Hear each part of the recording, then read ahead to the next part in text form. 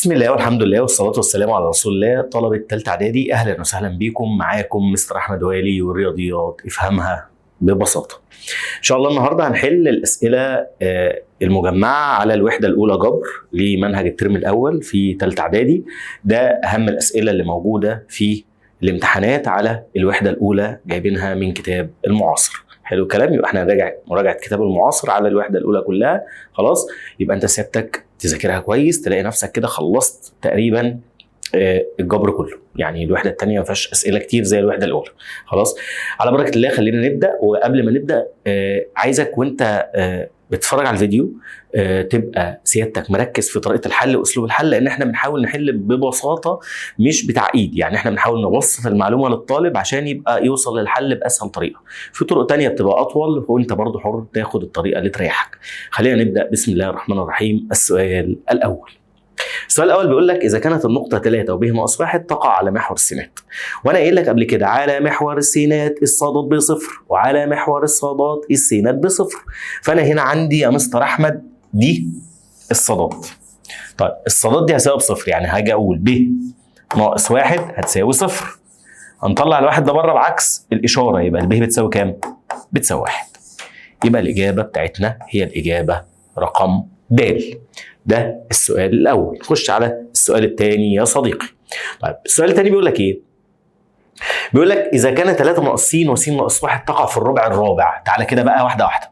الربع الرابع عندي بيبقى اشارته موجبه وايه؟ وسالبه. اشارته موجبه وايه؟ وسالبه. انت راجل هايل وفاهم كل حاجه، واحنا بنحاول مع بعضينا كده نبقى مركزين في طرق الحل.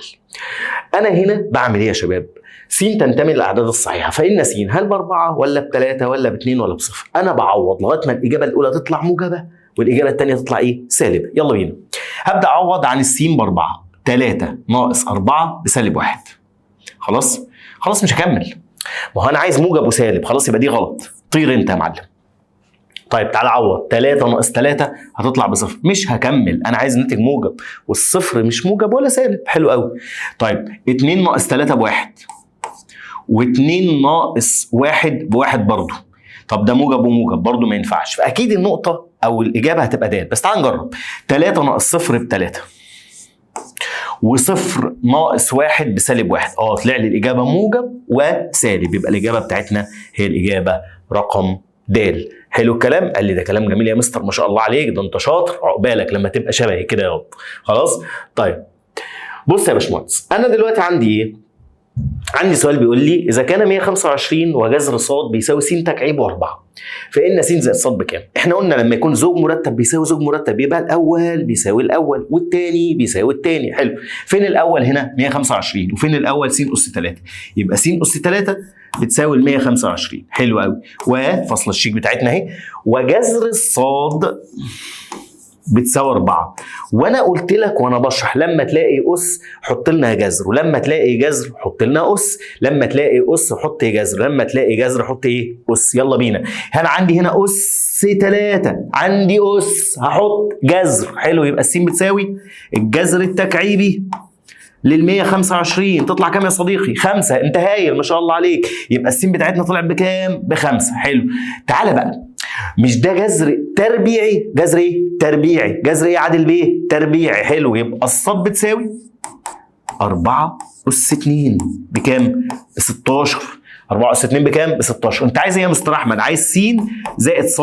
ما شاء الله عليك. يعني 5 زائد 16 هتطلع بتساوي 21. تساوي كام؟ 21. يبقى الاجابه رقم ب. يا رب تبقى فاهم عشان الاسئله بالنسبه لك تبقى حاجه بسيطه وسهله. اللي بعده. السؤال اللي بعده بيقول لك ايه؟ اذا كان 2 الف وباء بتساوي 3 ب و2 فان الف على ب بتساوي ايه؟ تقول لي ما خدناهاش دي. اقول لك لا يا اخويا خدتها، بس ركز معايا. انت عندك 2 الف بتساوي 3 ب. احنا عندنا طلبه الله اكبر عليهم لماحين بطريقه. يقول لي يا مستر انت عايز الف على ب. عايز مين؟ الف على مين؟ على ب. بتساوي كام على كام؟ يبقى 3 على 2. ده حل. يبقى الاجابه عندنا هي الاجابه رقم الف. حلو الكلام. طالب تاني قال لي لا بص يا مستر انا مش فاكر دي. 2 الف بتساوي 3 ب. الب اصلا عندي ب2. يبقى 3 في 2. الاثنين هتروح مع الاثنين، يبقى الالف ب3. يبقى انا كده عندي الف ب3 والب ب2. انت عايز مين يا مستر احمد؟ عايز الف على ب. عايز مين؟ الف على ب. حلو، يبقى كام على كام؟ 3 على 2. اقول لك ما اختلفناش، دي صح ودي صح، بس ده اسرع. حلو، وده برضه صح، ما عنديش مشكله. السؤال رقم 5 معايا انت وماشي معايا واحده واحده.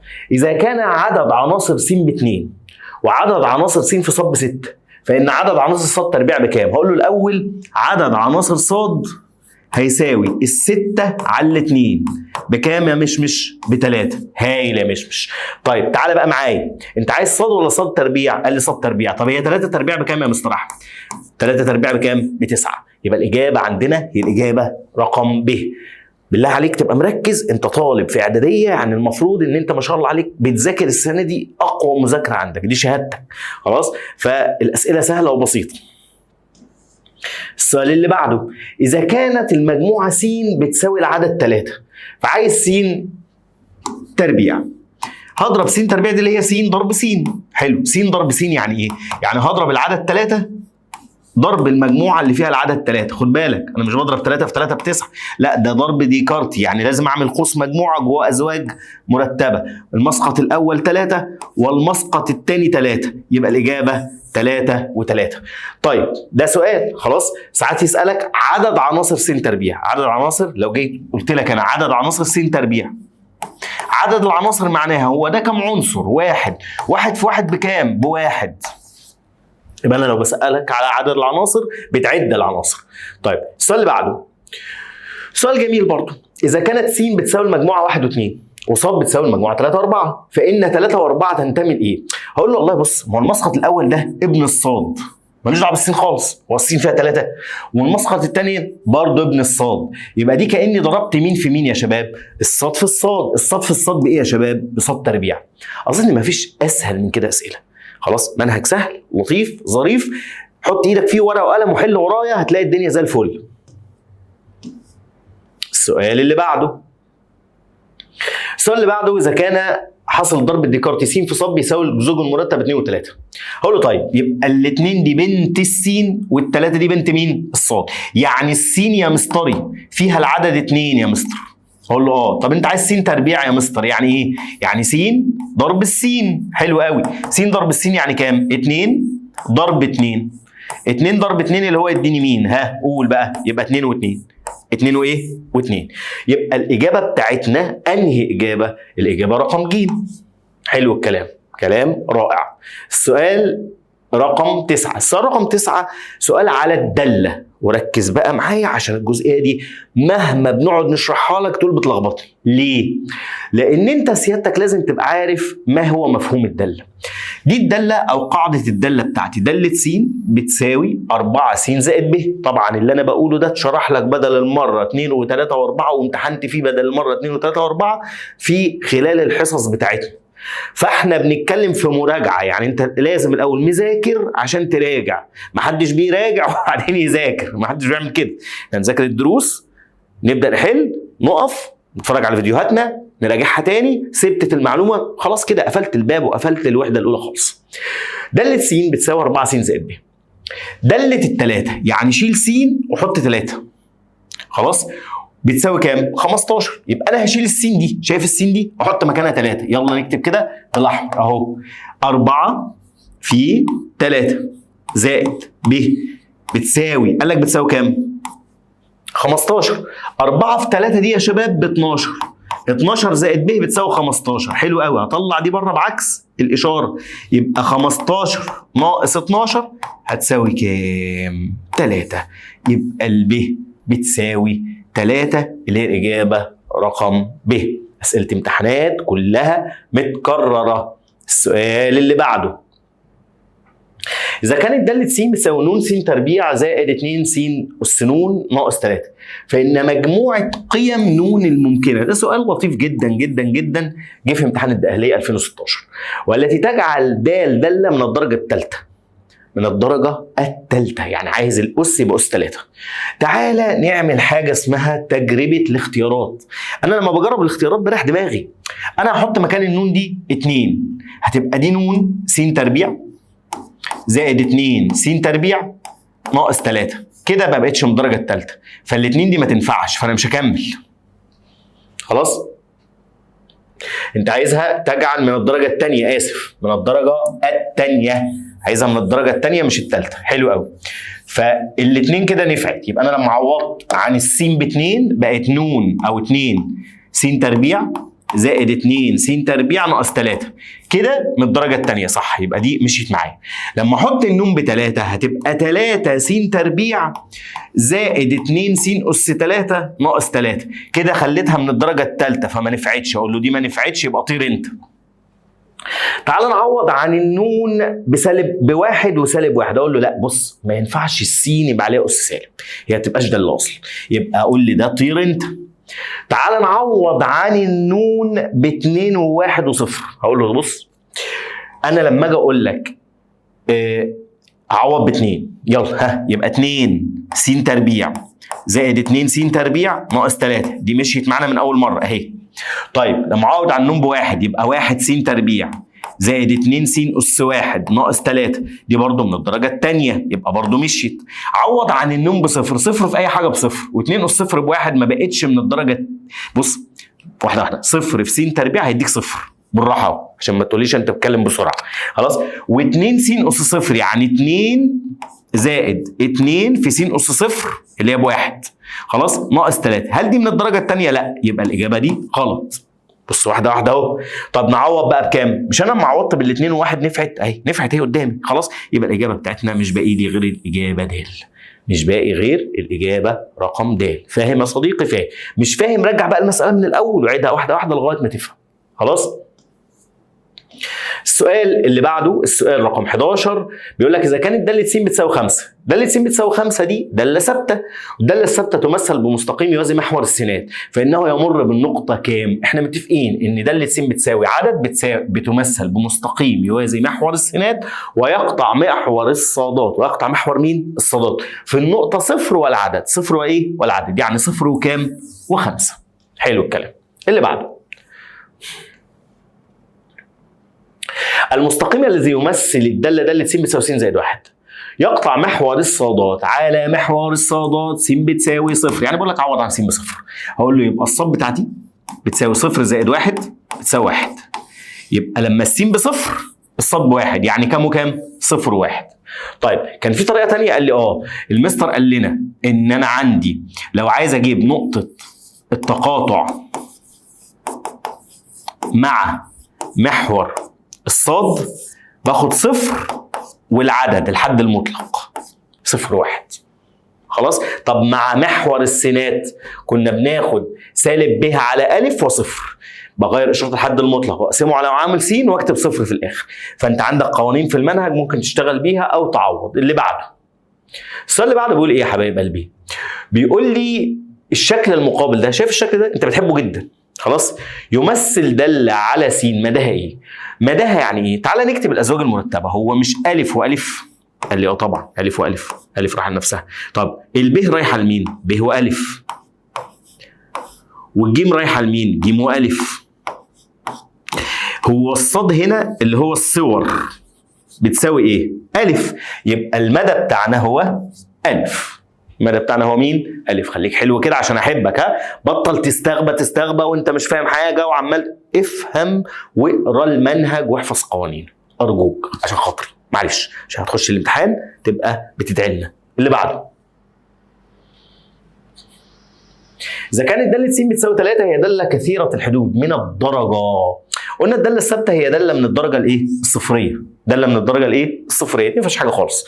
السؤال 15،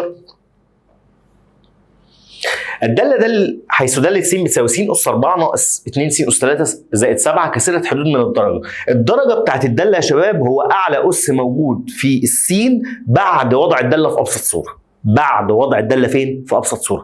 فانت عندك دي كام؟ ها؟ س اس 4. يبقى دي من الدرجه كام؟ من الدرجه الرابعه. دي من الدرجه كام؟ الدرجه الرابعه. حلو الكلام. واحده كمان اهو، داله س بتساوي س تربيع ناقص، افتح قوس، س تربيع ناقص 3 س كثيره حدود من الدرجه الكام؟ قلت لك اي ناقص جدتي الله يرحمها قالت لي يا ولدي ما تتعاملش مع حد ناقص. ما تتعاملش مع حد ايه؟ ناقص. عشان تتعامل مع حد ناقص اخلص من الناقص اللي قدام القوس. يبقى دالة س الناقص ده بيغير الناس. الناقص بيغير الناس، يعني ايه؟ بيغير اللي بعده. هتبقى س تربيع ناقص س تربيع زائد 3 س. ده راح مع ده، س تربيع ناقص س تربيع بصفر. ايه اللي اتبقى؟ 3 س. طب هي ال 3 س دي من الدرجه الكام؟ من الدرجه الاولى. من الدرجه الاولى. ليه يا مستري؟ عشان دي اس كام يا حبيب قلبي؟ جدع يا مستري، حلو الكلام.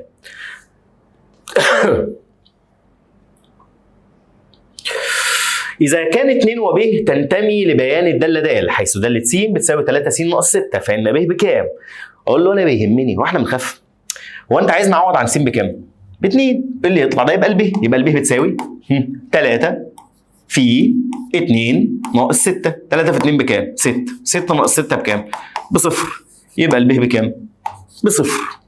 بص احنا ماشيين ايه؟ فل شمعة منور. سلة الامتحانات بتريح دماغ الطلبة من الوش. أي من الدوال المعرفة بالقواعد الآتية تمثل كثيرة حدود. تمثل إيه؟ كثيرة حدود. واحدة واحدة وصلى على النبي عليه أفضل الصلاة والسلام. عايز دالة كثيرة حدود. دالة كثيرة الحدود دي شرطية يا جماعة. أولاً إن الأس اللي على السين يبقى لا، أو السين بتاعتنا لا تبقى جوه جذر ولا في كسر. السين احنا هنتك على السين. هنتك على مين؟ على السين. السين لا كسر ولا جذر. طيب ده اول واحده يستوفي الشروط.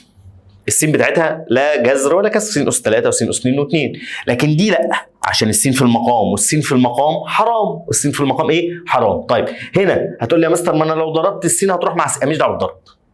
هي في سين في المقام، فيبقى دي ما تنفعش. انا بشرح لك عشان تفهم. في هنا جذر، السين جوه جذر، ما تنفعش. دي ليست كثيره حدود. يبقى كثيره الحدود اللي السين بتاعتها لا في جذر ولا في كسر. لا في جذر ولا في كسر. طب تكون فهمت الفكره. طيب السؤال اللي بعده، اذا كانت داله س بتساوي 1 فان داله 1 زائد داله 2. يعني ايه داله س بتساوي 1؟ انا بسالك يابا، جاوب يا انسه جاوبي. ها؟ داله ثابته. جدع، ممتاز، الله اكبر، مهندسين ودكاتره. فلما اقول لك داله 1 تقول لي ب1، ناتج الداله الثابته لا يتغير. داله 2 تقول لي ايضا ب1. 1 زائد 1 بكام؟ ب2. يبقى الاجابه رقم ب. الاجابه رقم كام؟ ب. يلا اللي بعده. دي فكره حلوه، يعني دي فكره حلوه عجبتني. خلاص، اذا كانت داله س بتساوي 5 فان المقدار داله 5 زائد داله سالب 5 على داله 2 زائد داله سالب 2. اقول له والله برضو الداله الثابته داله 5 بتساوي 5، وداله سالب 5 بتساوي 5، وداله 2 بتساوي 5، وداله سالب 2 بتساوي 5. يبقى اللي فوق 10 واللي تحت 10. 10 على 10. انت 10 على 10. 10 على 10 فيها كام؟ فيها الواحد. ممتاز. خلاص؟ طيب الفكره اللي جايه برضو فكره حلوه. إذا كانت س بتساوي 2 و5 فأي من المخططات السهمية الآتية يعبر عن دالة على المجموع س. أول حاجة تعالى نكتب الأزواج المرتبة. الاثنين رايحة للاثنين، 2 و2. والاثنين رايحة للخمسة عشان السهم، يبقى دي ليست دالة عشان الاثنين ظهرت في الأول مرتين. عداني العيب. اللي بعده، الاثنين رايحة للاثنين والاثنين خارج منها سهم تاني رايح للخمسة. أقول له لا، برضه دي ليست دالة. طيب هنا الخمسة رايحة للخمسة، أنا بشرح لك بالتفصيل الممل، والخمسة رايحة للاثنين، دي برضو ليست دالة. طب ركز بقى معايا كده، الاثنين رايحة للاثنين والخمسة رايحة للاثنين. الاثنين والخمسة ظهروا في الأول كم مرة يا باشمهندس؟ مرة واحدة، يبقى دي دالة. يبقى اللي جاية أو الإجابة بتاعتنا الإجابة رقم د. سؤال 22، إذا كانت س بتساوي 1 و3 و5 وكانت د من س إلى ح، حيث دالة س قاعدة الدالة بتاعتنا بتساوي 2 س زائد 1، فإن مجموعة صور عناصر المجال بواسطة هذه الدالة. بيقول لي معاليك عوض عن س مرة ب1 ومرة ب3 ومرة ب5. عوض، يبقى أنا عندي دالة س بتساوي 2 س زائد 1. هعوض عن س 2 في 1 زائد 1 يطلع 3. اعوض عن س 2 مكان السين احط كام؟ 3 زائد 1. 2 في 3 ب 6 زائد 1 يبقى 7. هعوض عن س 2 في 5 زائد 1. 2 في 5 ب 10 زائد 1 11 يبقى 3 و7 و11 او 3 و11 و7 هي الاجابه رقم د. بص يا بيه، انا هقول لك على حاجه عشان تتاكد بس. الاله ممكن تعوض في الداله. يعني ايه الاله تعوض في الداله؟ ركز معايا بس عشان انا بقول لك كلام خطير. في عندنا الداله بتاعتنا احنا ممكن نسميها اف اوف اكس، خلاص. وممكن نكتب ازاي؟ نكتب الداله دي 2 الفا قوس هيكتب لك اكس اهو زائد 1، واقول له شايف الزرار ده كالك، هيقول لي هي اكس بكام؟ اقول له اكس ب1 يساوي الناتج كام؟ اداني 3. طب كالك تاني، هي اكس بكام؟ ب3 الناتج كام؟ 7. طب كالك تالت، هي اكس بكام؟ ب5 تساوي الناتج 11. يبقى النواتج اللي طلعها لنا 3 و7 و11 هي اللي انا عايزها. فانت ممكن تعوض بايه؟ بالاله لو انت حابب يعني. خلاص انا بحاول اعلمك كل الطرق. اذا كانت داله س بتساوي 3 س، اذا كانت داله س بتساوي ايه؟ 3 س يمثلها بيانيا خط مستقيم يمر بالنقطه كام؟ طبعا احنا متفقين ان لما يكون داله س بتساوي ا س بس، فاكر لما قعدت اقول لك بس كده؟ طيب ايه بقى بس دي؟ خلاص ا س دي معناها ان هو يمر بنقطه الاصل اللي هي كام وكام؟ 0 و0. هل في 0 و0 في الاختيارات؟ طبعا، لان ده مفيش جزء مقطوع من محور الصادات لا في الموجب ولا في السالب. يا رب تبقى فاهم، ما يبقاش قاعد قدامي برطمان.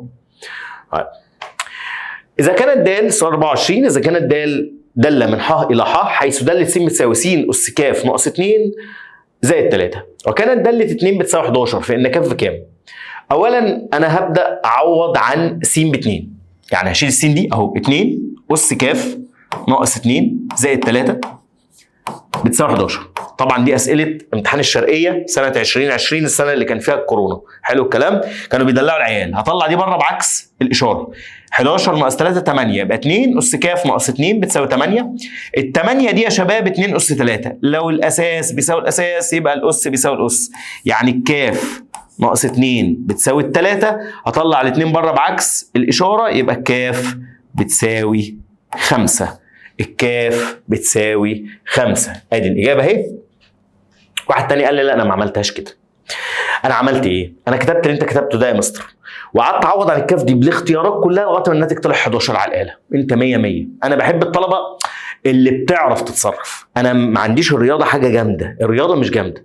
الرياضه اصلا ماده موجوده عشان تساعدك على التفكير، مش عشان احنا نقول لك السؤال شكله كذا وبيتحل بالطريقه الفلانيه. ده غلط.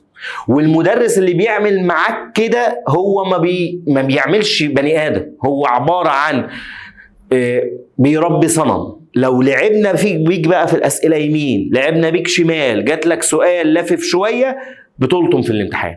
لكن طول ما انت بتمرن عقلك خلال السنه على الافكار المختلفه للحل، من هنا بتبدا سيادتك تمشي في المواد العلميه، مش رياضه بس، رياضه وتكبر تخش بقى اولى ثانوي وتاخد علوم متكامله فيها فيزياء وكيمياء واحياء في درس واحد، فتبدا مخك يفكر. عشان الدنيا كلها مبنيه على التفكير.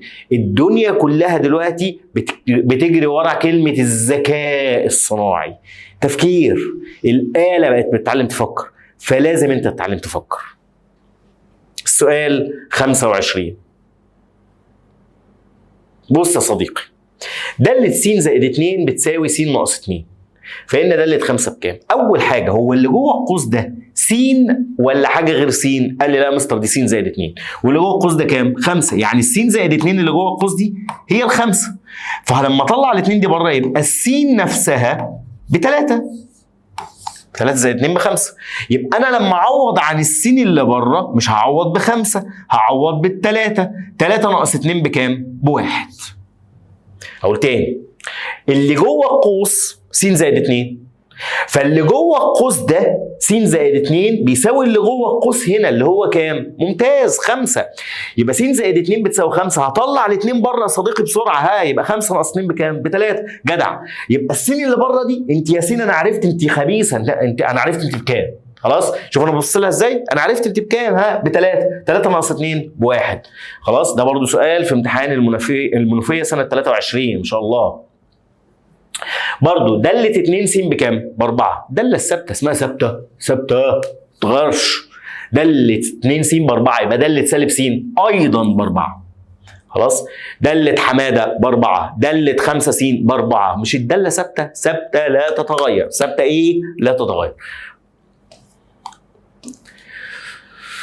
إذا كان المستقيم الذي يمثل دالة من ح إلى ح حيث دالة س بتساوي 3 س ناقص أ يمر بنقطة الأصل. الله أكبر الله أكبر. يعني إيه يمر بنقطة الأصل؟ يعني الدالة فيها س بس، مفيش بعدها لا أ ولا ب ولا ج. يبقى المفروض إن الألف يساوي 0. اللي هو الإجابة ب. بص المفهوم بيتحل كده. مش فاهم بقى. يمر بنقطة الأصل، عوض عن س ب0، عوض عن ص ب0، يطلع الألف ب0 وتقعد تعوض نص ساعة وتطلعها غلط. السؤال اللي بعده. إذا كانت النقطة ك تربيع ناقص 4 وك تقع على الجزء السالب من محور الصاد. أنا ما يهمنيش بقى سالب ولا موجب. ركز معايا بس. أنا يهمني الأول إن هي تقع على مين؟ على محور الصادات بيساوي الس بتساوي 0. جدع. على محور الصادات الس بتساوي 0. أين السين يا صديقي؟ السين اللي هي ك تربيع ناقص 4 بتساوي 0. هنطلع ال4 دي بره بعكس الاشاره، يبقى ك تربيع بتساوي موجب 4. هنا بقى هناخد الكاف جذر ال4. جذر ال4 الكاف تنفع تبقى ب2 والكاف تنفع تبقى سالب 2. نيجي بقى لمين؟ ايوه الجزء السالب. اين الجزء السالب يا صديقي؟ كاف بتساوي سالب 2. يبقى الإجابة سالب 2. أرجوك ركز في التفاصيل، ركز في التفاصيل. خلاص؟ إذا كانت النقطة س وصاد تقع في الربع الثاني، أول جملة س في الربع الثاني وصاد، يعني السين بالسالب والصاد بالموجب. حلو. فإن سالب س سالب في سالب بموجب، وصاد تربيع موجب في موجب بموجب. احنا فين بقى كده موجب وموجب دي؟ والله انت قلتها في الربع الاول. جدع يا ولد. شايف الكلام؟ الشرقيه كانت بتعذب عيالها. خلاص. لكن بيطلع عيل بيفكر. تخيل بقى انت والولد اللي طالع بيفكر في الاسئله الصعبه دي اللي انت بترجع تقول صعبه، داخل معاك امتحان الثانويه العامه، بيتخانق معاك على كرسي في الجامعه. فاحنا ما بنبصش لثالثه اعدادي يا جماعه، احنا بنبص لقدام ان انا وهو في يوم من الايام عايزين نخش نفس الجامعه. فربنا يكرمك، درب نفسك. السؤال رقم 30. اذا كانت س وصاد مجموعتين غير خاليتين حيث عدد عناصر س بيساوي عدد عناصر س في صاد. بصوا لما اقول لك الجمله دي لازم يبقى واحد منهم خلاص عدد اولي، يعني يبقى الارقام اعداد اوليه. فهو بيقول لي ايه؟ عدد عناصر س بيساوي عدد عناصر س في صاد. فان عدد عناصر صاد بكام؟ هقول له بص والله هو عدد عناصر س ممكن يبقى 2. خلاص؟ عدد عناصر او واحده خلينا نفكها واحده عشان ما تتلخبطش وسيادتك تتوه مني. عدد عناصر س بيساوي عدد عناصر س في صاد اللي هي عباره عن عدد عناصر الس لوحدها في عدد عناصر الصاد لوحدها. حلو. انا لما اقسم ده مع ده حاجه على نفسها فيها كام؟ اوائل الجمهوريه حاجه على نفسها فيها كام؟ 1. يبقى عدد عناصر الصاد بكام؟ ب1. عشان ينفع السين دي تبقى 2 وتنفع تبقى 3 وتنفع تبقى 4. ليه؟ لان 2 في 1 ب2 و3 في 1 ب3 و4 في 1 ب4. الصاد هتبقى دايما ب1. الصاد هتبقى دايما بكام؟ ب1. يا رب تبقى فهمت برضه. اللي بعده. إذا كانت المجموعة 2 في س وصاد بتساوي 2 و4 يبقى السين ب4 مثلا. و2 و3 يبقى الصاد ب3. حلو. أو العكس، أو ينفع دي 3 وينفع دي 4.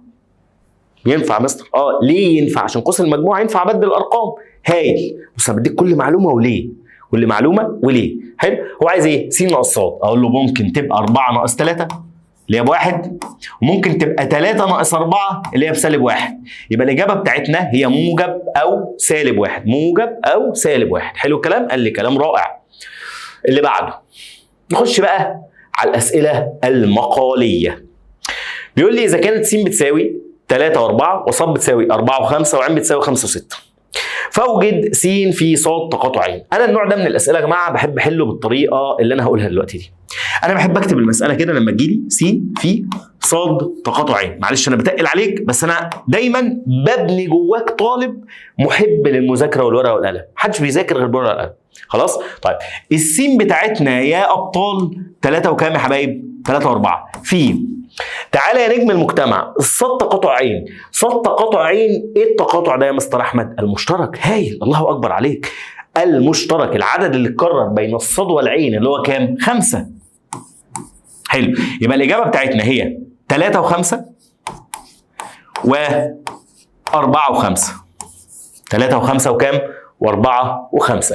يبقى ده س في صاد تقاطع عين. عايز صاد تربيع، برضه انا النوع ده قلت لك انا بحب اعمل ايه؟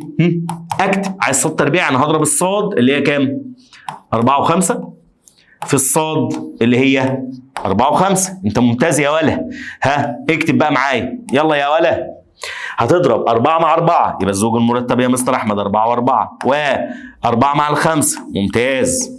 بعد كده 5 مع ال4. انت رائع يا ولا. وبعد كده 5 مع ال5. ما شاء الله عليك، الله اكبر. كده احنا شغالين في صاد تربيع. عايز عدد عناصر س تربيع. هو عدد عناصر س بكام؟ مش ب2؟ 2 في 2 بكام؟ ب4. عشان كده دايما اقول للطلبه بتوعي اوعى تقرا نون دي نون. انا عايزك دايما تبقى مترجم اللي بيتقال لك. يعني نون دي عدد العناصر، عدد. بص، عدد يعني عد. عد السين فيها كام عنصر؟ 2. 2 في 2 ب4. شاطر. السؤال رقم 2، باستخدام شكل فين للمجموعات س وصاد وعين الموضح بالشكل، اوجد س تقاطع صاد ضرب عين. هيا بنا. س تقاطع صاد، هو الاول يفضل يعني السين بكام؟ السين جوه الدايره بتاعتها 1، والصاد كل الدايره بتاعتها اللي بما فيها السين يعني 1 و2 و3. حلو قوي. والعين فيها 3 و4 بس يا باشا. بعد ما كتبت الكلام ده ممكن ما تبصش لشكل فين تاني. تعال نحل بقى. س تقاطع صاد. س تقاطع صاد يعني 1 اهو. انا اكتبها برضو زي ما علمتك. س تقاطع صاد هنضربهم في ايه يا حبايب قلبي؟ في عين. س تقاطع صاد، ايه اللي متكرر بين السين والصاد؟ ممتاز، انا سامعك 1 جدع. في العين اللي هي كام وكام؟ 3 و4. يا ابني انت ما شاء الله عليك اشطر من احمد والي. خلاص، يبقى 1 مع ال3، 1 مع كام؟ مع ال4. طيب س اتحاد صاد. س اتحاد صاد يعني س اتحاد صاد في عين فرق صاد. س اتحاد صاد يا اوائل الجمهوريه يعني كل اللي في س وصاد من غير ما اتكرر. فانا هكتب ال1 وال2 وال3 جدع في عين فرق صاد. ايه اللي موجود في عين ومش موجود مع صاد؟ تقول لي ال4 اهو. شايفه من على شكل فين؟ وهو شكل مجموعه ال4. طب حلو، تعالى بقى نضرب حاصل ضرب ايه؟ ديكارتي. اضرب دول في بعض. خلاص بقى المساله اتحلت اهي. يلا 1 و4 2 و4 3 و4. دلع مفيش بعده دلع. خلاص احنا شغالين بايه؟ بندلع الطلبه بتوعنا. اذا كان س في صاد بتساوي 1 و1 1 و5 1 و3 4 و1 4 و5 4. يا لهوي كل ده، اوعى تخاف. اول حاجه عايز صاد في س. بص يلا، بص يا بت، بص يا قلبي. مش دي س في صاد؟ صاد في س. اقلب يلا. 1 1 جدع هندسه. 5 و1 جدع دكتوره. كام؟ 3 و1 5 و4 3 و4. طيب انا لو حبيت اكتب المجموعه س، هو س في صاد اول ارقام. بص الرقم اللي في الاول، ولاد السين هم اللي في الاول، ولاد الصاد هم اللي في الثاني. حلو. 1 1 1 يبقى السين فيها 1. 4 4 4 يبقى السين فيها 1 و4. ده اللي على الطلبه. حلو. عايز س تربيع يا مستري. س تربيع يا مستري يعني هضرب 1 و4 ضرب ديكارتي ل1 و4. طبعا بندلع عشان الطلبه تطلع بتحب الرياضه وفهماها. 1 مع ال1 و1 مع 4 4 مع 1 4 مع 4. خلاص، ده السؤال رقم 3. السؤال اللي بعده، إذا كانت المجموعة س ب1 و2 و3 و5 والمجموعة ص 3 و5 و6، عايز ص تقاطع س ضرب ص. هقول له الأول ص تقاطع س ضرب الصاد. تعالى نجيب ص تقاطع س كده. ايه اللي متكرر في الصاد والسين؟ تعالى واحدة واحدة. الثلاثة موجودة هنا وهنا اهي، والخمسة موجودة هنا وهنا اهي. الستة لا، هضربها في صاد اللي هي كام؟ 3 و5 و6. انت ممتاز ما شاء الله.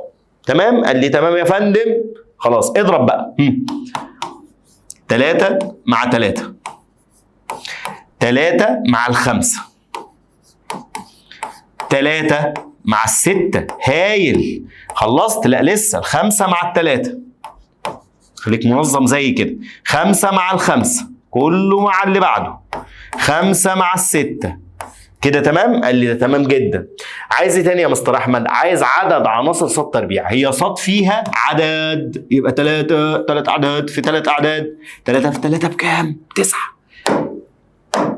ولادنا اوائل جمهوريه، انتوا اوائل. طول ما انت مع احمد والي انت من الاوائل ان شاء الله. نخش على الدرس الثاني. كده رجعت لك حصل الضرب الديكارتي كله خلاص، ورجعنا شويه دوال مع الاخطر.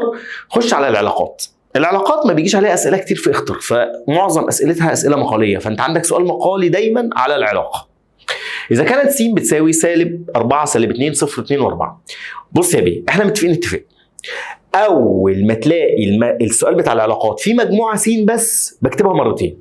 باجي اكتب فوقها كده السين يا مستر احمد بتساوي -4 و-2 و0 و2 و4. لازم يبقى عندي مجموعتين، فادام ما فيش س وصاد يبقى انا هكتب السين مرتين. وكانت عين علاقه على س حيث الف على علاقه ب تعني ان الف هو المعكوس الجمعي، ده شرط العلاقه. فاكتب بيان عين وامثلها بمخطط سهمي. اول حاجه هكتب بيان عين. -4 اللي انا كاتبها دي معكوسها الجمعي كام يا شباب؟ 4. حلو، يبقى -4 خلصتها. -2 دي معكوسها الجمعي كام؟ 2. هايل. الصفر معكوس الجمعي ايه؟ 0. ممتاز.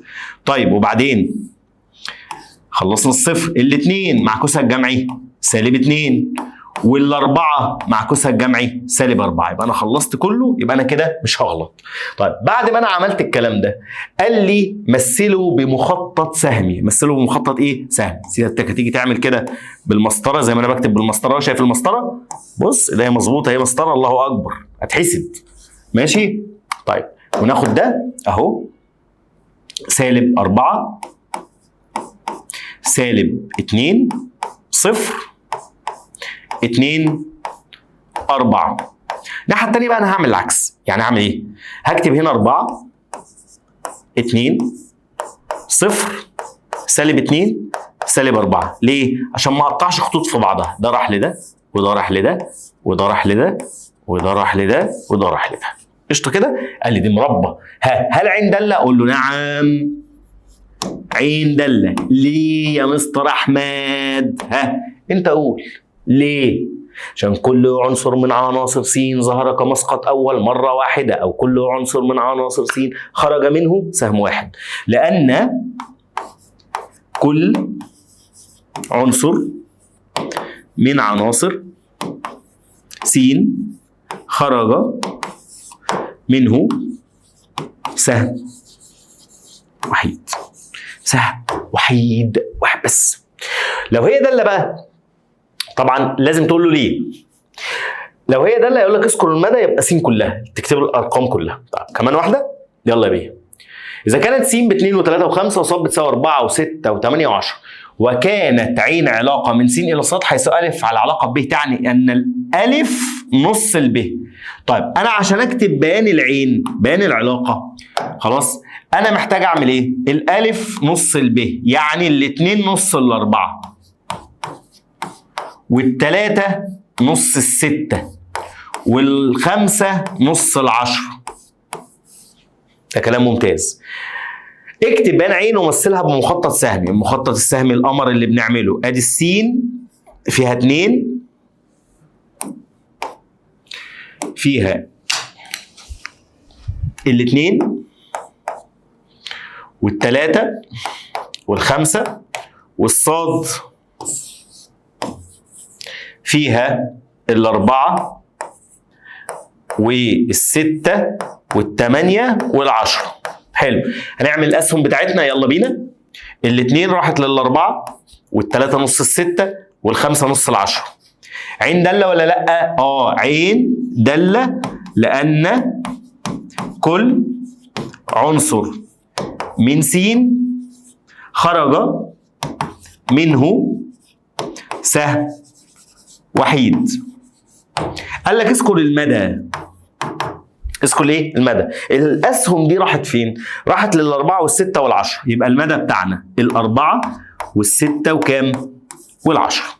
ده سؤال لطيف ظريف دمه خفيف كده من اسئله الامتحانات. السؤال السابع بيقول لك اذا كانت س بتساوي 1 و3 و4 وص بتساوي 1 و2 و3 وكانت عين علاقه من س الى ص حيث ا عين ب تعني ان ا زائد ب عدد فردي. عارف المصيبه ايه؟ المصيبه انك ممكن تلاقي طالب مش عارف الشرط ده معناه ايه. ان انا اجمع العدد الاول على العدد الثاني الناتج يطلع عددا فرديا. خلاص، ايه الاعداد الفرديه اللي عندك؟ تعالى واحده واحده كده. هنقول عين بتساوي 1 زائد 1 ب2 يا مستر، الاثنين عدد زوجي. 1 زائد 2 ب3، 3 عدد فردي. يبقى 1 و2.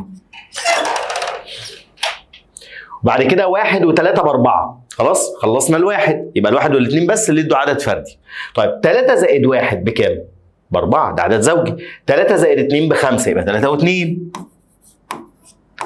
خلاص، 3 زائد 3 6. خلاص كده خلصنا الثلاثة. 4 زائد 1 5. 4 زائد 2 6. 4 زائد 3 7، يبقى 4 و3. اكتب بيان عين. حلو، كتبناه. مثلهولي بمخطط سهمي. نمثل ادي المخطط السهمي، واكتب س واكتب مين؟ صاد. طيب السين كان فيها كان فيها كام السين؟ 1 و3 و4 اهو. 1 و3 و4. والصاد فيها ايه؟ 1 و2 و3 اهو. 1 و2 و3. طيب تعالى نعمل الاسهم بتاعتنا. الواحد راح للاثنين اهو، والثلاثه راحت للاثنين، والاربعه راحت للواحد، والاربعه راحت للثلاثه. هل عين داله؟ لا، ليست داله، لان العنصر 4 خرج منه اكتر من سهم. طيب اذا كانت 2 الف عين 3، يعني العدد 2 ألف ده على علاقة بالثلاثة، فأنا ما عنديش في الصادات هنا 3 غير في هذا الزوج المرتب. صح كده؟ صح. طيب فإن ألف بكام؟ هقول له يبقى ال2 ألف دي بتساوي 4. هنقسم على الاثنين يمين وايه؟ وشمال، يبقى الألف بتساوي كام؟ 2. الألف بتساوي كام؟ 2. حلو الكلام؟ يبقى أنا شفت 2 عين ألف 2 ألف عين 3، فأنا شفت مين اللي عامل علاقة مع الثلاثة؟ الأربعة. يبقى ال2 ألف دي أساويها ب4. 4 على 2 فيها ال2. كده أنت زي الفل. اللي بعده، إذا كانت س بتساوي 2 و3 و4 وص بتساوي 6 و9 و12 و15 وكانت عين علاقة من س إلى ص حيث أ عين ب تعني أن 3 ألف بيساوي ب. طيب واحدة واحدة بقى. أنا هكتب بيان عين وامثلها بمخطط سهمي. خلاص حفظنا بقى هل عين داله ولا لا من س الى ص. الاثنين دي لما اضربها في 3، يعني الاثنين هضربها في 3.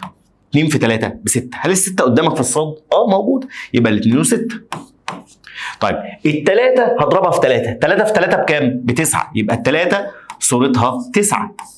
طب الاربعه لما اضربها في 3 تديك 12، يبقى 4 و12. بس كده يا معلم. تعالى بقى اعمل لي ايه؟ مخطط سهم. ماشي يا باشا، اهو ادي مخطط سهم. ادي السين اللي هي كان فيها 2 و3 و4. نعدل بس شكل 2 ده عشان تبقى شكلها حلو. وادي الصاد اللي كان فيها 6 و9 و12 و15. يلا يا باشا اعمل لنا مخطط. ما نعملش احنا صغيرين. الاثنين راحت لل6 والثلاثه راحت لل9 والاربعه راحت لل 12. هل دي داله؟ اقول له طبعا عين داله. ليه يا مستر احمد؟ لان كل عنصر من عناصر س س خرج منه سهم وحيد. سهم ايه؟ وحيد. بس كده. سهل يا ابني، ما تقفش كده عند الحاجات العبيطه دي. خش على اللي بعده. اذا كانت س بتساوي 0 و1 و2 و3 وص بتساوي -1 و0 و1 و4 و9، وكانت ع علاقه من س الى ص، السهم ده معناه علاقه من س الى ص، حيث ا ع ب تعني ان ا بتساوي جذر الب. الالف بتساوي جذر الب. واحده واحده بقى، صلي على النبي.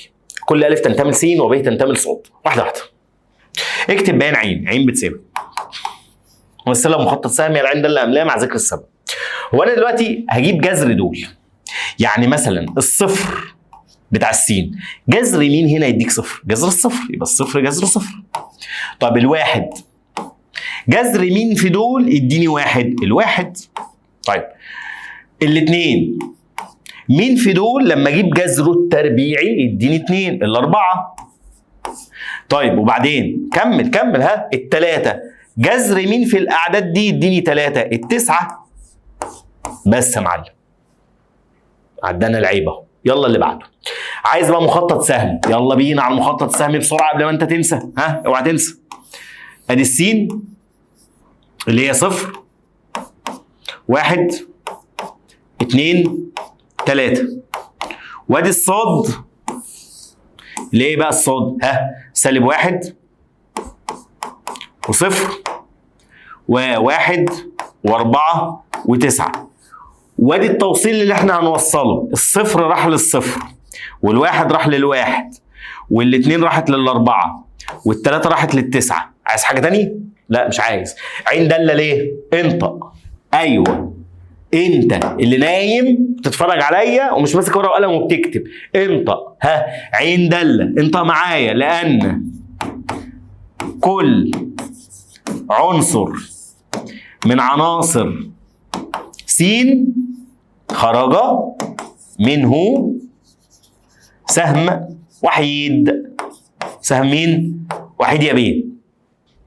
طيب لو سألتك قلت لك هات المدى، تقول لي المدى 0 و1 و4 و9. 0 و1 و4 وايه؟ و9. اللي بعده السؤال العاشر. بص احنا شغالين ايه؟ نار. ده سؤال من الاسئله المهمه جدا جدا. طيب تعال اعلمك ازاي تحله. اولا انت عندك ب بتساوي 2 الف زائد 4. احنا هنعوض، احنا عايزين نجيب الب عن الب دي او عن الالف مره بسالب 1 و1 و2. الب بتساوي 3 مرات اهو. خلاص. الالف دي هنقول 2 في زائد 4. 2 في زائد 4. اما دي بقى 2 في زائد 4. ايوه يا مستري اعمل ايه؟ 2 في. حلو قوي. 2 في كام؟ في -1. 2 في كام؟ في 1. 2 في كام؟ في 2. الله عليك يا مستر احمد، الله. شايف؟ دلع الرياضه تدلعك يا. خلاص.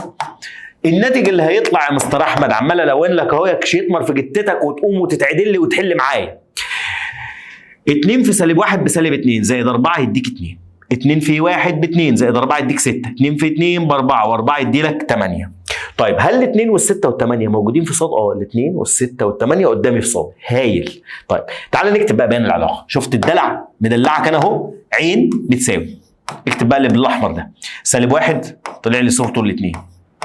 طيب والواحد صورته ال6. طيب والاثنين صورتها ال8. طيب مثلها بقى بمخطط سهمي. وهل عين داله ولا لا؟ خلاص انت هتعمل الكلام ده، هتمثل بمخطط سهمي وهتطلع عين داله ان شاء الله، لان كل عنصر من عناصر س خرج منه سهم وحيد. طب خش على فكره جميله، فكره حلوه من افكار الامتحانات، فكره رائعه من افكار الامتحانات. س بتساوي س حيث س تنتمي لط، وس اكبر من او تساوي الصفر واقل من او تساوي 2. وهنا ادالك س بطريقه الصفه المميزه، فلازم اكتبها بطريقه السرد، يعني 0 1 و2 بس. خلاص. وكانت عين علاقه على س، يعني الس دي هتتكتب كم مره؟ مرتين يا مستر احمد. 0 1 و2. وكانت أ ع ب تعني أن أ زائد ب يقبل القسمة على 3. تعالى بقى نعيش مع بعض. صفر زائد صفر بصفر. صفر بيقبل اسم على الثلاثة. يا مستر ما ينفعش صفر يبقى، لا ما ينفعش اقسم على صفر. لكن صفر على اي حاجة بصفر. لكن انا اقول بقى 3 على صفر، لا طبعا، يبقى انت كده برطمان. ما سامحني، لازم تشيتم. انت كده برطمان. احنا بنقول صفر على اي حاجة بصفر، لكن اي حاجة على صفر غير معرفة. كويس. صفر زائد واحد بواحد، هل الواحد يقبل قسم على الثلاثة؟ لا يا مستر. صفر زائد 2 ب2، هل الاثنين تقبل القسم على الثلاثة؟ لا يا مستر. طيب كمل. واحد زائد صفر بواحد، ما يقبلش الاسم على الثلاثة. واحد زائد واحد ب2، ما تقبلش الاسم على الثلاثة. واحد زائد 2 ب3، بتقبل الاسم على الثلاثة. واحدة كده يا جماعة، عمرك ما هتغلط. طب كمل. 2 زائد صفر ب2، ما تقبلش على الثلاثة. 2 زائد واحد ب3، تقبل القسم على الثلاثة. و2 و2 ب4، لا تقبل القسم على الثلاثة. طيب مثلها بقى بمخطط سهمي. خلاص انت جاي في دي وتقول لي مش عارف. تعالى يا بيه اكتب لي السين والسين اهو. ادي السين، وادي كمان مين؟ سين كمان عشان الحبايب. ادي صفر، وادي واحد، وادي 2. والناحية التانية صفر، واحد، 2. كويس. الصفر راح للثلاثة. صفر وصفر يا جماعة، دي صفر وصفر، معلش. دي صفر، أنا آسف جدا جدا جدا جدا، دي صفر وإيه؟ وصفر. حلو. يبقى الصفر بتاعنا راح للصفر، والواحد راح للاثنين، والاثنين رجعت للواحد. هل دي دالة؟ قال لي طبعا دالة. ليه؟ لأن كل عنصر من عناصر س خرج منه كام سهم وحيد. حلو الكلام؟ يبقى بدل صفر و3 دي احنا نقول صفر وصفر. طيب. إذا كانت س بواحد و3 و5، وكانت عين دالة على س. خلاص؟ عين دالة دي يعني إيه؟ يعني الخمسة ظهرت مرة واحدة خلاص. الألف ده ينفع بالواحد وينفع بالثلاثة. لو الألف بواحد هتبقى ب هي اللي ب3، ولو الألف ب3 هتبقى ب بواحد. خلاص. عايز المدى. مدى الدالة هو الصور اللي هو 3 3 5، يعني 3 و5. يبقى ده المدى. قيمة ألف ناقص ب أنا قلت لك 500 مرة. 1 ناقص 3 بسالب 2، و3 ناقص 1 وموجب 2. يبقى ألف ناقص ب دي موجب أو سالب 2. سؤال اتكرر كتير جدا يا جماعة في الامتحانات، وإحنا اتدربنا عليه كتير في الحصة. إذا كانت دالة س، خش على الدوال بقى كثيرات الحدود. دالة س بتساوي 2 س تربيع ناقص 5 س زائد 2. اثبت أن دالة 2 بتساوي دالة نص. يلا يا باشا، واحدة واحدة. دالة الاتنين معناه هو بيعلمك تعوض هنا، وعايز دالة نص. خلاص. دالة الاتنين يعني عوض عن كل س ب2، يبقى 2 في 2 تربيع ناقص 5 في 2 زائد 2. طب دالة نص 2 في نص تربيع ناقص 5 في نص زائد 2. تعال نحسب اللي فوق دي كده. 2 في 4 ب 8. 8 و2 10 ناقص 10 بصفر. بالآلة طبعا. ما تحسدنيش، تقعد تقول لك يا مستر احمد ده اللي بيحسب بدماغه والكلام ده خبره حبيبي. لو انت مرنت نفسك تحسب احسن مني. 2 في نص تربيع هيدي لك نص. 2 في ربع هيديك نص. خلاص؟ ودي هتدي لك سالب 2 ونص. نص زائد 2 ب 2 ونص ناقص 2 ونص يديك صفر. حلو. انت بقى عايز تكتبها على الاله. انا علمتك من شويه، بس كتر التكرار بيعلم الشطار. انا هكتب ايه؟ انا عايز اكتب ده. هقول له بص يا باشا، ادي 2، نطلع دي بس فوق كده اهو عشان سيادتك تشوف. 2 الفا اكس اللي هي فوق القوس دي تربيع اهو، ادي التربيع اهو، ناقص 5 الفا قوس اداك اكس. خلاص. زائد 2. انت عايز تعوض ب2، هتقول له كالك 2 هيطلع بكام؟ بصفر. طب كالك تاني عايز تعوض بنص، اقول له نص اللي هي 5 من 10 تطلع بكام؟ قال لي الاجابه صفر. فالآلة الله اكبر برنس. هسمي دي بقى رقم 1 واسمي دي رقم كام؟ 2، واعمل فيها دكتور واقول له من 1 و2 ينتج ان بص الحلاوه دي. دكاتره بتكتبوا، دكاتره مهندسين ورجال اعمال وسيدات اعمال. خلاص. ينتج ان داله الاثنين بتساوي داله النص. يا رب يا محترم تبقى فهمت. خلاص. السؤال رقم 14. اذا كانت داله س بتساوي س تربيع ناقص 3 س، وري س بتساوي س ناقص 3. اوجد داله د. بص كده، د جذر 2 زائد 3 في ر جذر 2. ممكن تركز معايا بقى في السؤال ده، سؤال كتاب المدرسه. دال يعني روح عند اللي اسمها دال. مساء الخير يا دال، تقول لك مساء النور يا قلبي. س تربيع، اشيل السين وحط جذر 2 تربيع. ماشي، ناقص 3 في جذر 2. عوضت عن دال اهو. زائد 3 في، هفتح قوس، ر جذر 2. الر هشيل السين بتاعتها دي واكتب جذر 2 ناقص 3. تروح كاتب كل هذا التعويض على الآلة الكريمة. يلا بينا اهو، جبت لك الناحية دي عشان تشوف. ركز معايا بقى. خلاص، هروح انا سيادتك نمسح بس اللي على الآلة وافتح القوس بتاعي اهو. واروح جاي جوه فاتح قوس تاني كاتب له جذر 2، واخرج بره الجذر كده ما تنساش، تربيع ناقص 3 في جذر 2، واخرج بره الجذر، اقفل القوس، زائد 3 وافتح قوس جذر 2، واخرج بره الجذر، ناقص 3 واقفل القوس، يساوي، يطلع سالب 7. يبقى الاجابه بتاعتنا سالب 7. كده انا خلصت السؤال. اثبت ان داله 3 بتساوي ر، 3 بتساوي 0، لسه حلينا فوق. هتعوض في الداله د، هتجيب داله 3. خلاص، تشيل السين دي ودي وتحط 3، يبقى 3 اس 2 مكان السين تربيع، ناقص 3 في 3. 9 ناقص 9 بصفر. ر 3، ر كام؟ 3، يعني 3 ناقص 3 اللي هي برضو بصفر. حلو الكلام؟ هقول له اذا هتسمي دي 1 وتسمي دي 2، وهتقول لي من 1 و2 ينتج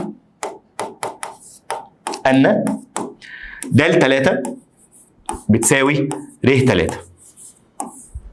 د 3 بتساوي ايه؟ ر 3. حلو. الكلام اللي بعده بقى والسؤال اللي بعده، اذا كانت داله س بتساوي ا، انا عايزك تركز على النوعيه دي لان دي اكتر حاجه في الوحده الاولى بتلخبط الطلبه، اللي هي مسائل الدوال.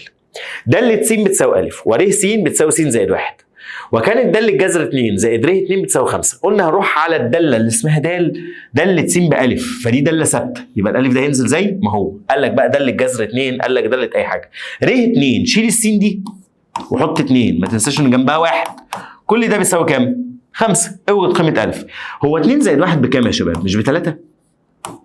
بتساوي 5. هطلع ال3 دي بره بعكس الاشاره، يبقى الالف بتساوي 5 ناقص 3 بتساوي 2. نعيدها تاني عشان كتر التكرار بيعلم الشطار.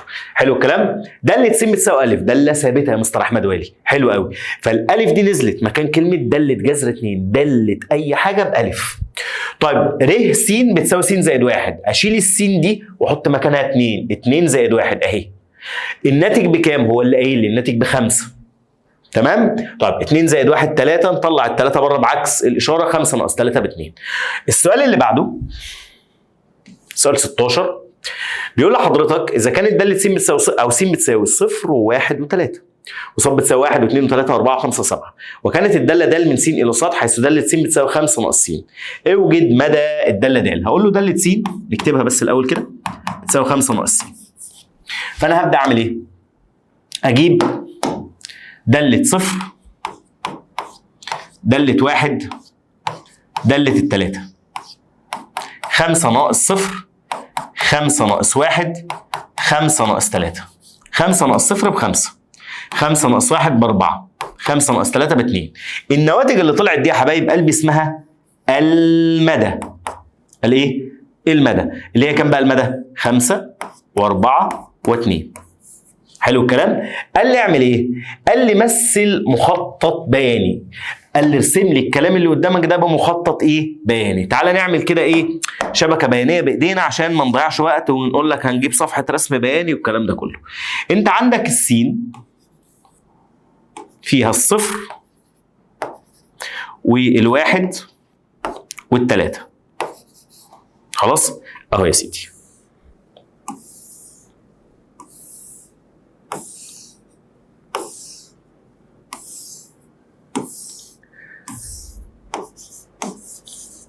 والصاد فيها 1 و2 و3 و4 و5 و7. 1 و2 و3 و4 و5 و7. يلا بينا. احنا قلنا الصفر صورته 5. نحط بس لون تاني كده عشان سيادتك تبقى مبسوط. الصفر صورته 5 اهو. شايفه؟ الواحد صورته 4، الواحد صورته 4، والتلاتة صورتها 2، والتلاتة صورتها كام؟ 2 اهو. ده المخطط البياني للدالة. حلو الكلام؟ طيب اللي بعده مش هتوصل نقط طبعا. السؤال اللي بعده سؤال 17 بيقول لك، ودي برضو من الافكار الحلوه جدا اللي بتثبت عندك مجال الداله ومدى الداله وهكذا. بيقول لك اذا كانت بيان د اللي هو بيان الداله 1 و3 و2 و5 و3 و7 و4 و9 و5 و11، اكتب المجال. اقول له المجال يعني السينات، يعني الواحد والاثنين والثلاثه والاربعه والخمسه، كل اللي في الاول ده اسمه ايه؟ مجال. عايز المدى. المدى يعني الصور بتاعت المجال اللي هي موجودة في الصادات، اللي هي 3 و5 و7 و9 و11. هايل. اكتب قاعدة الدالة، صلي على النبي. الواحد عشان يبقى 3 زودنا 2، احنا عايزين نكتب قاعدة الدالة، يعني بنكتب دالة س بتساوي ايه؟ انا بس هعلمها لك دلوقتي لغاية ما ناخد درس كده في الهندسة في الاخر هتعرف تجيبها دي. الواحد عشان يبقى 3 زودنا 2، يعني السين زاد عليها 2. حلو الكلام. بجرب بقى، ال2 زائد 2 لا ب4، يبقى القاعده اللي انا كتبتها دي غلط. نرجع تاني، انا بجرب معاك، انا عارف بس بجرب معاك. الواحد عشان يبقى 3 ممكن نضربه في 2 ونزود عليه 1، يعني ممكن السين دي اضربها في 2 تبقى اسمها 2 س وازود 1، يعني 2 في 1 ب2 زائد 1 ب3. طيب نجرب مع تاني زوج مرتب، الاثنين عايزه تبقى 5، 2 في 2 ب4، 4 زائد 1 5. الله طلعت ايه؟ كمل بس مش تضحكش عليك.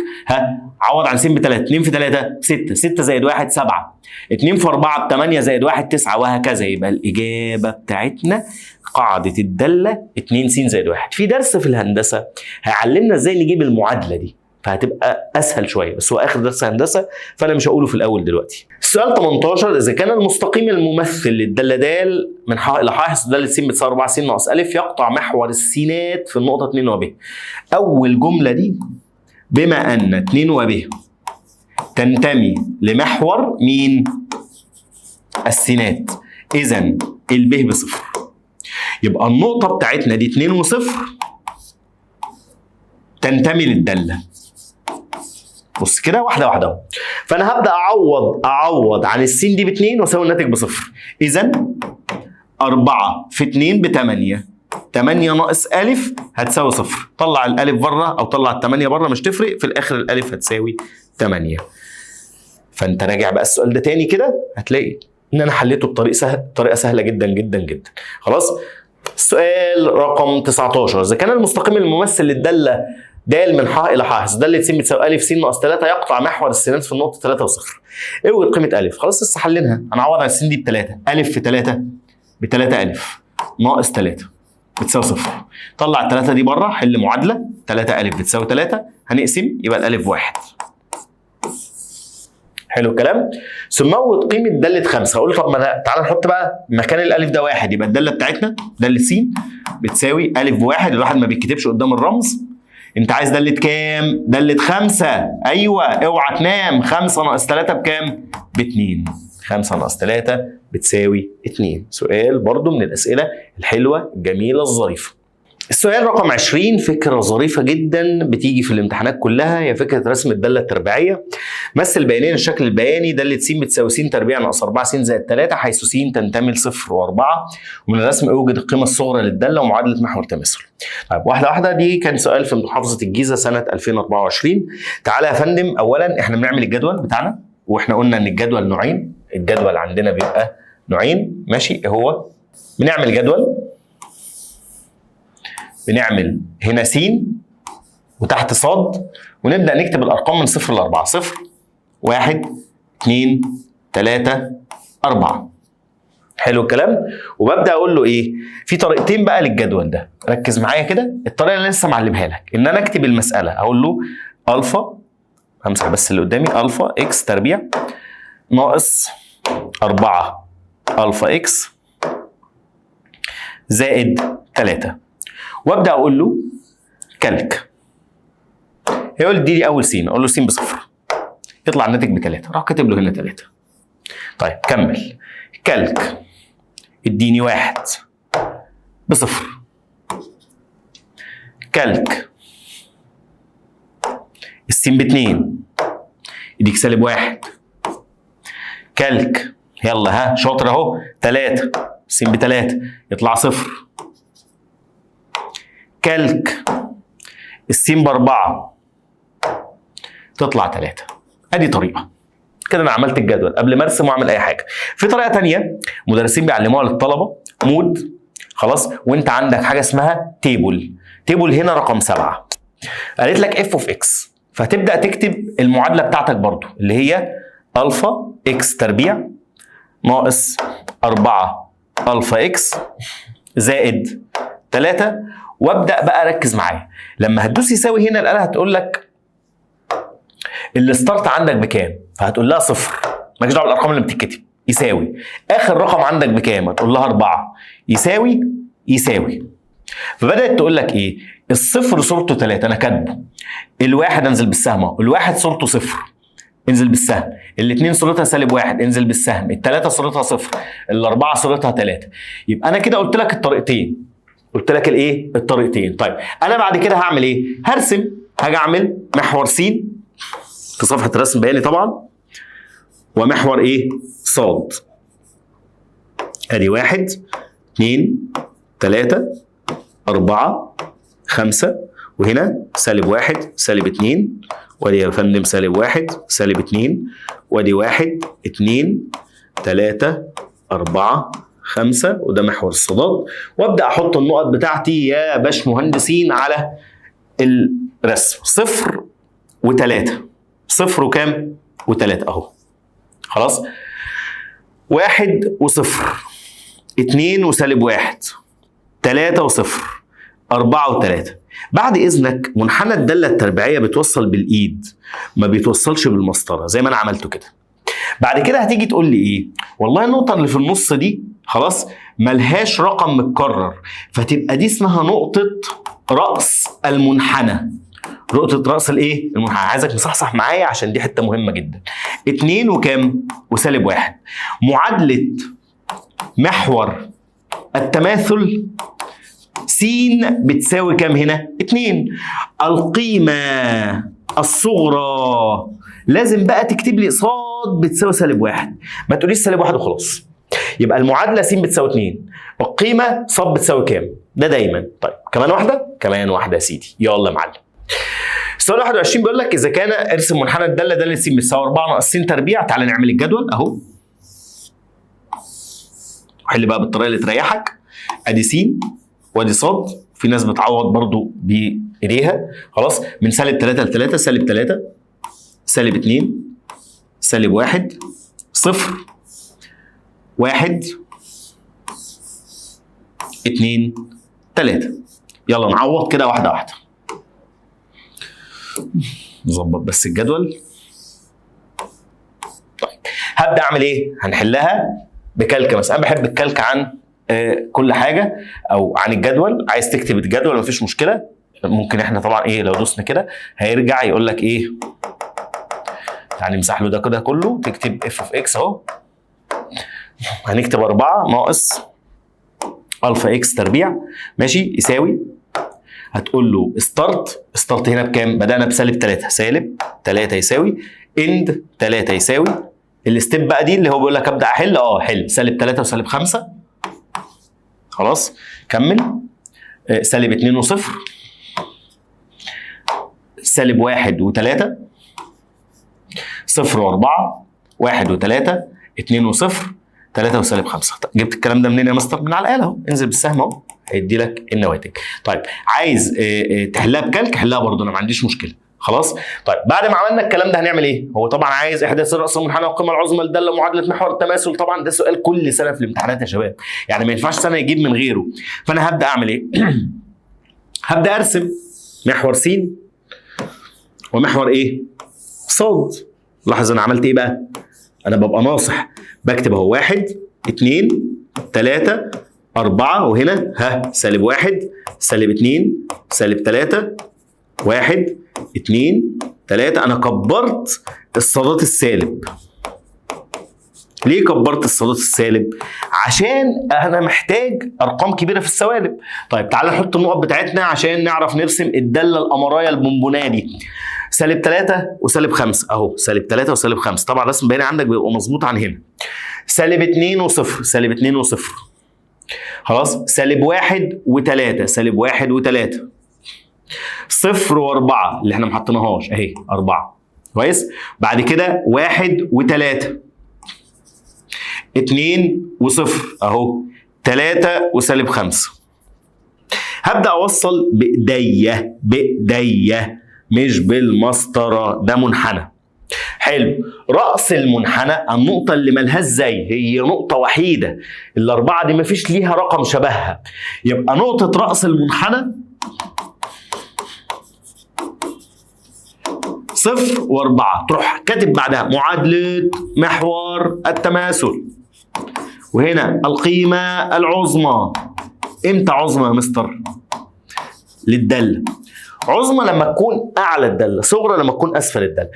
معادله محور تماثل س بتساوي 0، القيمه العظمى ص بتساوي 4. بس كده. اسئله سهله بسيطه ظريفه بنت ناس. ده سؤال لازم يجي لك في الامتحان. خلاص. فعايزك تذاكره كويس، وفكره حلوه وجميله وما فيهاش اي حاجه. السؤال اللي بعده السؤال 22. نشتغل على الدوال كسرات الحدود. اذا كانت داله س بتساوي ا س تربيع ولام س بتساوي ج، دي من محافظه الدهليه ما شاء الله، محافظات قويه جدا، حيث ا وج ثابتتان او ثابتان، وكانت 3 داله 2 زائد 3 لام س بتساوي 6.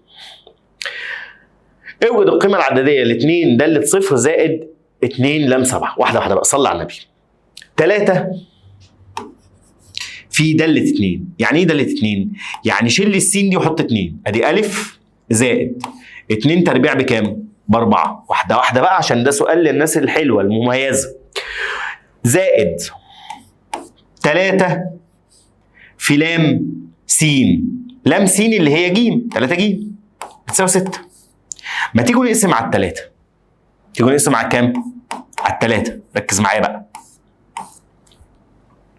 يبقى دي ا زائد 4 زائد ج بتساوي 6. طلع ال4 دي بره بعكس الاشاره، يبقى ا زائد ج بتساوي 2. دي اول معلومه.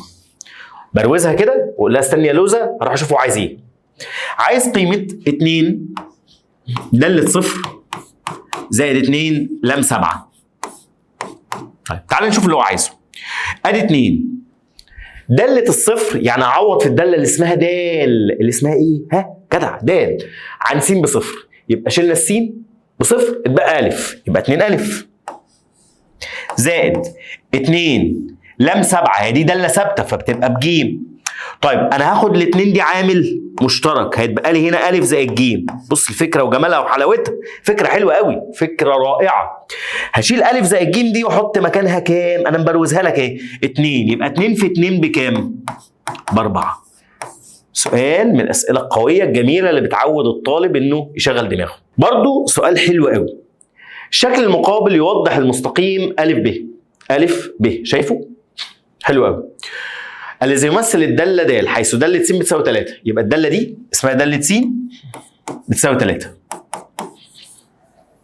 فاذا كان ب واو يمثل ر حيث ر س بتساوي ن س زائد ك، وكانت مساحه هذا المثلث 6. خد بالك ان النقطه دي 3، يعني الحته دي 3، الحته دي كام؟ 3. فانا عشان اقول مساحه المثلث ده نص طول القاعده فين؟ في الارتفاع.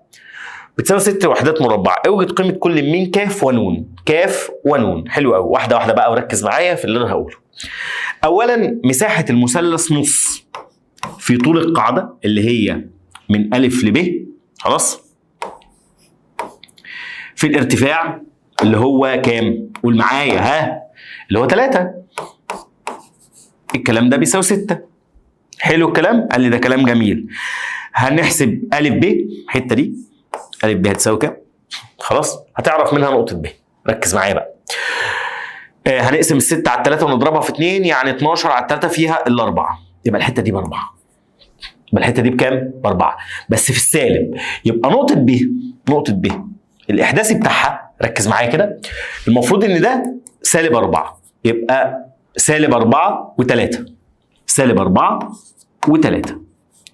ونقطة أ إحداثياتها 0 و3. وده أنا بقوله ليه؟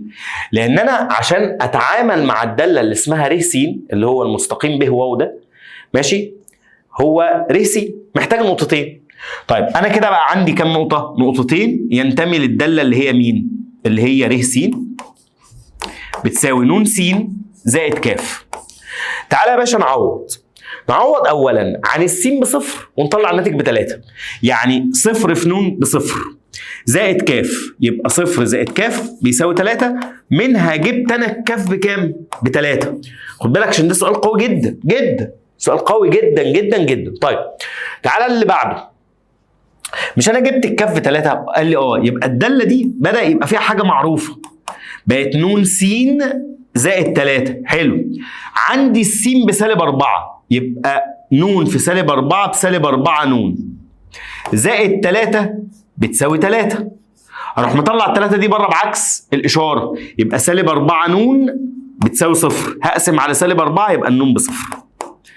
يبقى انا كده عندي قيمه الكاف وقيمه النون حيث واو نقطه الاصل.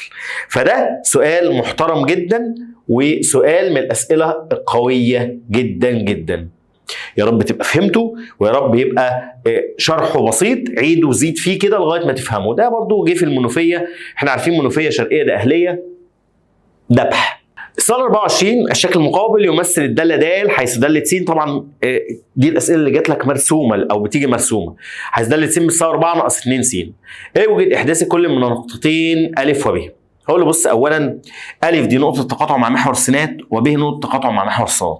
فنقطه ب كانت بتساوي 0 والحد المطلق، ونقطه ا بتساوي سالب ب على ا، يعني سالب 4 على سالب 2 وصفر، يعني 2 وصفر. يبقى الالف دي ب2 او الحته دي ب2 يعني، والحته دي بكام؟ ب4. يبقى مساحه المثلث ا واو باء بتساوي نص في طول القاعده اللي هي ب2 في الارتفاع اللي هو 4. تطلع ب4 وحده مساحه. فاهم؟ قول لي لا مش فاهم. عيد السؤال. ايه الذكاء ده؟ رجع الفيديو يا حبيبي وعيد السؤال تاني، وافضل عيد وزيد عيد وزيد لغايه ما تفهم، لغايه ما تثبت. خلاص احنا معاك. وانا ما بحبش الفيديوهات بتاعتي تبقى طويله عشان انت بتزهق. انت متعود على الريلز، الله اكبر عليك، بتفر 7000 ريلز في الساعه. تيجي عند فيديو تعليمي ولا بتعبره. خلاص يا رب تركز بقى. سؤال 25 برضو من ضمن الاسئله المرسومه. الشكل المقابل يمثل منحنى الداله د حيث داله س بتساوي 9 ناقص س تربيع، دي داله تربيعيه. خلاص تقطع محور الصادات في نقطه 0 وب. اوجد احداث كل من ا وج ومساحه المثلث. طبعا هو عارف ان انت هتبقى لاقط ان من هنا ان دي ب9. خلاص النقطه دي عباره عن 0 ورقم 0 وكام؟ و9. يبقى نقطه ب 0 و9. كويس قوي. طب نقطة أ وج اجيبهم منين؟ هساوي الدالة بصفر، يعني أقول له 9 ناقص س تربيع بتساوي صفر. ليه يا مستر؟ ما على محور السينات الصادات بصفر. هطلع الس تربيع بره موجبة بتساوي 9. هناخد الجذر، أما ألاقي أس بحط جذر، يبقى الس مرة بسالب 3 ومرة الس بموجب 3. بالله عليك يا أخي. الألف في الموجب يبقى الألف هي 3 وصفر. والجيم في السالب يبقى الجيم كام؟ سالب 3 وصفر. وكده احنا ماشيين زي الفل. طب وبعدين يا مستر احمد؟ قال لي ما انا كده عرفت ان الحته دي طولها 3 والحته دي طولها 3 والحته دي طولها 9. يبقى مساحه المثلث بتساوي نص في طول القاعده اللي هي 6 في الارتفاع اللي هو 9. نص في طول القاعده اللي هي ب6 في الارتفاع اللي هو ب9. 3 في 9 بكام؟ ب27 وحده مربعه. ده برضو من الاسئله الجميله الظريفه اللطيفه. السؤال 26 برضو نفس الفكره. اذا كانت طبعا جه في الشرقيه سنه 25. اذا كانت داله بتساوي س تربيع ناقص 8 س زائد ك، دي الداله التربيعيه بتاعتنا. فاذا كانت مساحه المثلث ا واو ب بتساوي 8 جذر 3 وحده مربعه، اوجد نقطه راس المنحنى. حلو. هو مساحه المثلث ده بتساوي ايه؟ نص طول القاعده في الارتفاع. اولا نقطه ا نقطه الراس موجوده على محور السينات، يعني رقم وصفر. فنعوض عن المساحه عندنا خلاص، انت لو سيادتك خدت بالك منها، المستقيم ده بيمر بنقطه الاصل، ومساحه المثلث نص طول القاعده فين؟ في الارتفاع. وادام دي داله تربيعيه يا جماعه بيبقى الجزء ده قد ده. ماشي؟ فانا دلوقتي هشتغل على ايه؟ ان الحته دي اسمها س والحته دي اسمها س، يبقى نص في س في س بتساوي 8 جذر 3. ده مثلث متساوي الايه؟ الساقين. حلو، هنضرب دي بره، يبقى س تربيع بتساوي 16 جذر 3، يبقى السين بتاعتي ب4 جذر 3. يبقى السين بتاعتي ايه؟ ب4 جذر 3. يبقى نقطة أ دي، نقطة أ عبارة إحداث نقطة أ 4 جذر 3 وصفر. 4 جذر 3 وإيه؟ وصفر. اوجد قاعدة الدالة التي تمثل ب واو. قاعدة الدالة التي تمثل ب واو، أنت الب دي عبارة عن 4 جذر 3 و4 جذر 3. مشيت كده وطلعت كده. حلو. والواو صفر وصفر، فانت عايز تجيب قاعده الداله. قاعده الداله عشان احنا لسه ما خدناش درس الهندسه فهنأجلها لما ناخد درس معادله الخط المستقيم، اللي هو احنا نجيب الميل وبعد كده نعمل المعادله ص بتساوي م س، فده لسه ما خدناهوش، فخلينا لما ناخد درس الهندسه هبقى اشرح لكم الفكره دي في فيديو تاني. خلاص بكده الحمد لله خلصنا مراجعه الوحدة الأولى في الجبر بكل أفكارها من مستوى المتوسط وإلى المستوى العالي جدا، مستوى المتفوقين، وشرحنا كل المسائل بالتفصيل الممل. يا رب أكون وفقت في عرض الأسئلة وشرحها ليكم، وتذاكر الجزء ده، وانتظروني في مراجعات جميع أبواب المنهج بالترتيب إن شاء الله. كل ما يمر شهر أو حاجة هتلاقيني منزل لك مراجعة على اللي خلص عشان سيادتك تبقى مستمر، وبعد كده هنبدأ نحل امتحانات على برضو قناتنا على اليوتيوب بإذن الله تعالى. هحل الامتحانات بالبن تابلت، طبعا مش لازم يبقى ظاهر كل مرة في الفيديو زي ما انا معودكم دايما. خلاص، ويا رب اكون وفقت في عرض المنهج بطريقه مبسطه. وكان معكم مستر احمد والي، والسلام عليكم ورحمه الله وبركاته.